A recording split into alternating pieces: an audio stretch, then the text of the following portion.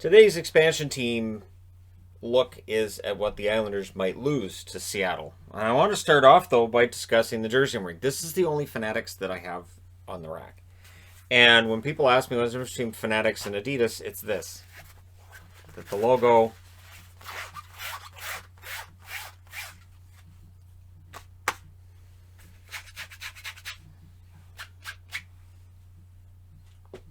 that's why I don't choose to wear the Fanatics, and I know they're a little cheaper, but they're made a lot cheaper. So it's not layers; it's just one layer. It's fine on camera, and I got this for a third of the price that I would pay for the used old starters from the 90s on eBay. But there you go. So that's why I don't wear this very often. But I thought I'd wear it too because Islander fans are still upset regarding the reverse retros and not getting this instead in some reverse fashion. I don't know if you want an orange or what you want, but it's different. I still think that if you had this on the front of a jersey in their current colors, I still think that'd work. But let us discuss what they might lose and what they don't have.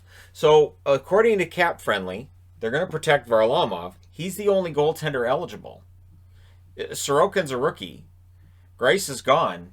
They don't have a goaltender. They have to have a goaltender to expose that Seattle has a choice of. So between now and when expansion happens, the Islanders will pick up a goaltender for expansion purposes. They have to. And I don't know who you pick up. Maybe that was the idea behind the rumor that Corey Schneider might sign there, but Corey Schneider is not signed there yet. So that might very well be what it is. Just Lou Lamoriello saying I need to be able to fulfill that, and Schneider does that for me.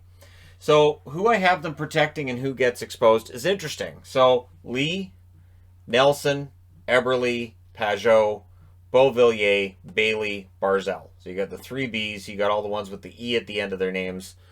And all of them here. And I really can't see any of them being exposed, but they're going to lose a forward, I think. Ladd's not going to be the forward they lose. Cizikas might be. I could see Casey Cizikas being one that Seattle looks at and says, all right, we can take him. And I can't see anybody on this side of the board that you would expose to try to protect Cizikas.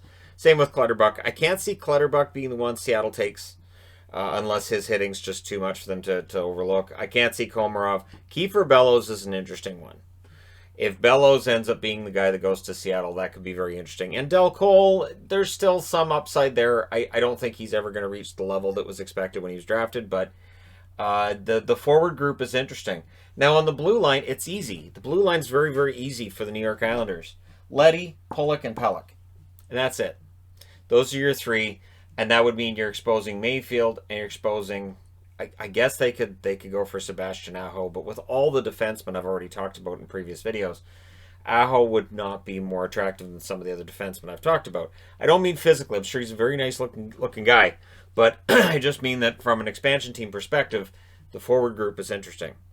Kiefer Bellows might be the interesting one, because initially I was trying to protect Bellows, but I'm not sure who you expose. Do you let Eberle go out there, and do you potentially lose Eberle in order to keep Bellows?